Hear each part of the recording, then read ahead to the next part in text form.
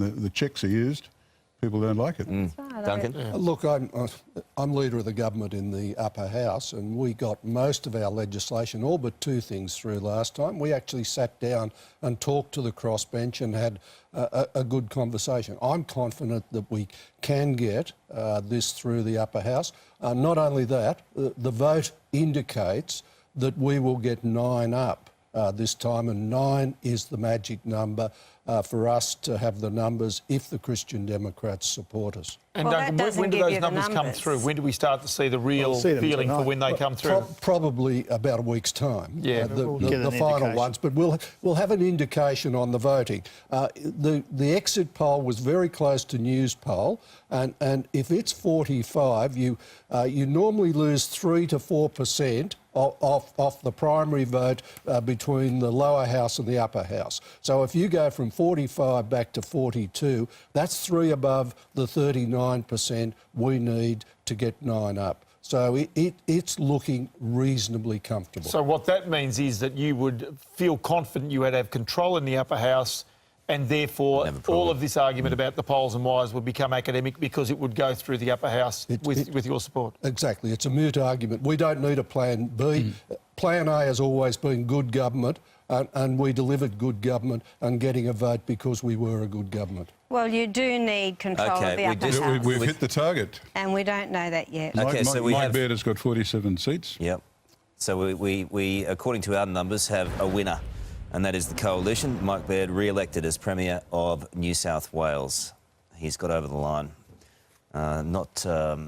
There's no skyrockets, Carl. No, well, I thought there would have been like skyrockets. I was like, Well, what because it happened was there? predicted, we shaved on the costs involved with fireworks. It's Channel 9. It's been tough. It's a very sober. It's a very sober panel. Shaved on the fireworks. We're all good though. Very sober panel. But there'll be fireworks certainly in celebrations for Mike Baird having been re-elected as New South Wales Premier.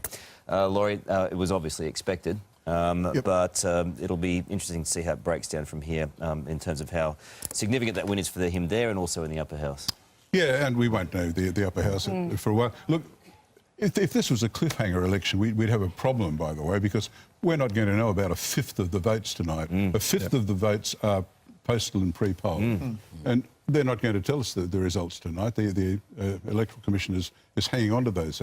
So we'll be minus 20% of the votes. So if in close seats, we won't be able to call them. If it was a close election, we wouldn't be able to call it. It is ridiculous when that many votes are not counted and published on election night, and something's got to be done about that. It's just silly. Let's have a look at, and we'll come back to that point, but let's have a look at the virtual state of the House as it stands at the moment. Well, ALP 23, Coalition 47, the magic number, and 21 in doubt. Greens 1, Independent 1.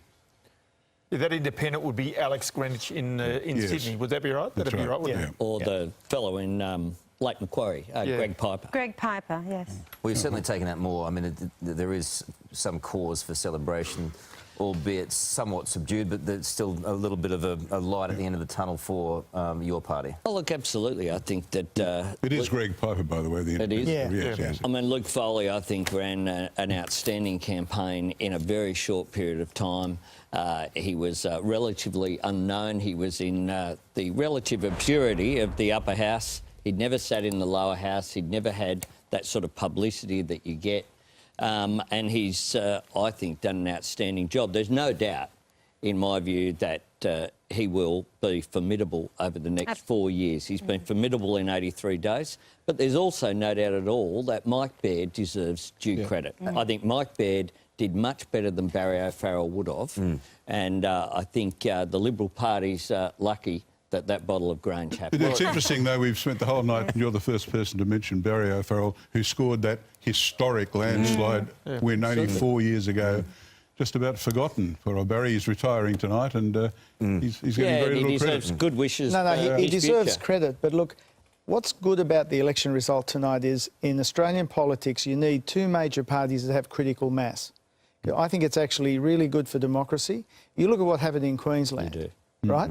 Yet in Queensland, where Labor ended up with 7 or 9, that was not good for democracy, and they had a unicameral. It's actually good to have the debates happening in the chambers and to have 2 chambers. You actually get a better result than a situation where you think you can do almost anything. And I've been in situations where we've had a majority in both houses, and it can lead you to do things that you might not otherwise contemplate. OK, we're going to take a short break. Thank you for that, Poles and Wires Arthur. We've got a live shot now of Liberal Party headquarters. It's Earth Hour tonight, but no lights out there.